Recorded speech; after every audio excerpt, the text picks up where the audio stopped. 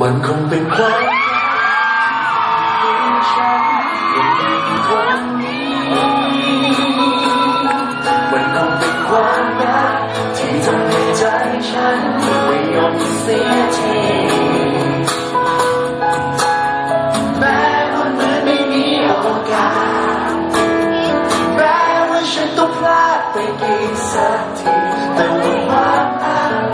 ก็ยังคอยฉันทำแบบนี้ที่จะให้เธอจนกว่าเธอจะรักบอกรักเธอจนกว่าเธอนั้นจะยอม